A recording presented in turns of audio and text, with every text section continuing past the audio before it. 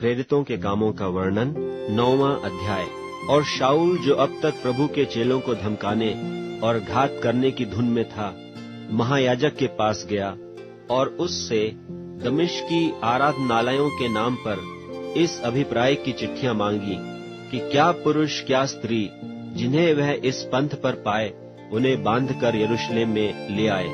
परंतु चलते चलते जब वह दमिश्क के निकट पहुंचा तो एकाएक आकाश से उसके चारों ओर ज्योति चमकी और वह भूमि पर गिर पड़ा और यह शब्द सुना कि हे शाऊल, तू मुझे क्यों सताता है? उसने पूछा, हे प्रभु, तू कौन है? उसने कहा, मैं यीशु हूँ जिसे तू सताता है। परंतु अब उठकर नगर में जा और जो तुझे करना है वह तुझसे कहा जाएगा। जो मनुष्य उसके साथ थे वे चुपचाप रह गए, क्योंकि शब्द सो सुनते थे परंतु किसी को देखते न थे। तब शाऊल भूमि पर से उठा, परंतु जब आंखें खोली तो उसे कुछ दिखाई न दिया, और वे उसका हाथ पकड़ के दमिश्क में ले गए, और वह 3 दिन तक न देख सका और न खाया और न पिया। दमिश्क में हनन्याह नाम एक चेला था। उससे प्रभु ने दर्शन में कहा, हे हनन्याह। उसने कहा, हाँ प्रभु। तब प्रभु ने उससे कहा, उठकर उस गली में जा जो सीधी कहलाती है, और यहूदा के घर में शाऊल नाम एक तारसी को पूछ ले, क्योंकि देख वह प्रार्थना कर रहा है। और उसने हनन्याह नाम एक पुरुष को भीतर आते और अपने ऊपर हाथ रखते देखा है, ताकि फिर से दृष्टि पाए। हनन्याह ने उत्तर दिया कि हे प्रभु, मैंने इस मनुष्य के विषय में बहुतों से सुना है कि इसने यरूशलेम में तेरे पवित्र लोगों के साथ बड़ी बड़ी बुराइयां की हैं, और यहाँ भी इसको महायाजकों की ओर से अधिकार मिला है कि जो लोग तेरा नाम लेते हैं उन सबको बांध ले। परंतु प्रभु ने उससे कहा कि तू चला जा, क्योंकि यह तो अन्य जातियों और राजाओं और इस्राएलियों के सामने मेरा नाम प्रकट करने के लिए मेरा चुना हुआ पात्र है, और मैं उसे बताऊंगा कि मेरे नाम के लिए उसे कैसा कैसा दुख उठाना पड़ेगा। तब हनन्याह उठकर उस घर में गया और उस पर अपना हाथ रख कर कहा, हे भाई शाऊल, प्रभु अर्थात यीशु जो उस रास्ते में जिससे तू आया तुझे दिखाई दिया था, उसी ने मुझे भेजा है कि तू फिर दृष्टि पाए और पवित्र आत्मा से परिपूर्ण हो जाए। और तुरंत उसकी आंखों से छिलके से गिरे और वह देखने लगा, और उठकर बपतिस्मा लिया, फिर भोजन करके बल पाया। और वह कई दिन उन चेलों के साथ रहा जो दमिश्क में थे, और वह तुरंत आराधनालयों में यीशु का प्रचार करने लगा कि वह परमेश्वर का पुत्र है। और सब सुनने वाले चकित होकर कहने लगे, क्या यह वही व्यक्ति नहीं है जो यरूशलेम में उन्हें जो इस नाम को लेते थे नाश करता था, और यहाँ भी इसीलिए आया था कि उन्हें बांधकर महायाजकों के पास ले जाए? परंतु शाऊल और भी सामर्थी होता गया, और इस बात का प्रमाण दे देकर कि मसीह यही है, दमिश्क के रहने वाले यहूदियों का मुंह बंद करता रहा।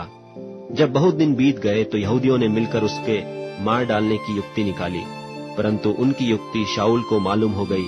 वे तो उसके मार डालने के लिए रात दिन फाटकों पर लगे रहे थे, परंतु रात को उसके चेलों ने उसे लेकर टोकरे में बैठाया और शहरपनाह पर से लटकाकर उतार दिया। यरूशलेम में पहुंचकर उसने चेलों के साथ मिल जाने का उपाय किया, परंतु सब उससे डरते थे, क्योंकि उनको प्रतीति न होता था कि वह भी चेला है।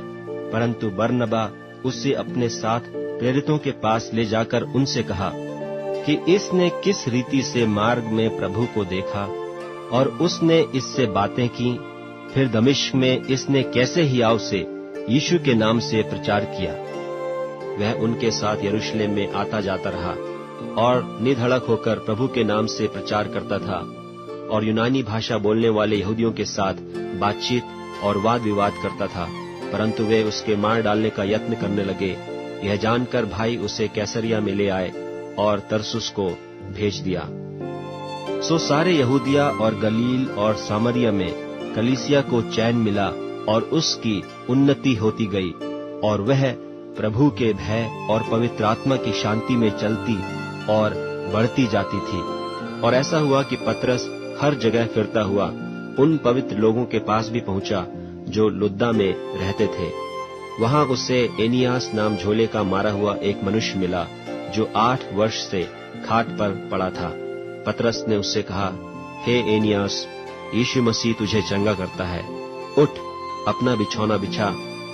तब वह तुरंत उठ खड़ा हुआ और लुद्दा और शारोन के सब रहने वाले उसे देखकर प्रभु की ओर फिरे।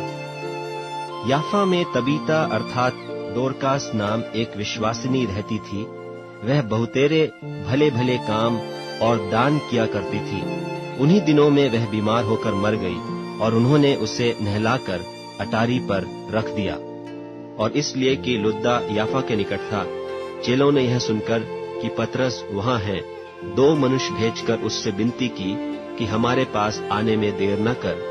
तब पतरस उठकर उनके साथ हो लिया, और जब पहुंच गया तो वे उसे उस अटारी पर ले गए, और सब विधवाएं रोती हुई उसके पास आ खड़ी हुई, और जो कुर्ते और कपड़े दोरकास ने उनके साथ रहते हुए बनाए थे दिखाने लगी। तब पतरस ने सबको बाहर कर दिया और घुटने टेककर प्रार्थना की और लोथ की ओर देखकर कहा, हे तबीता, उठ। तब उसने अपनी आंखें खोल दी और पतरस को देखकर उठ बैठी।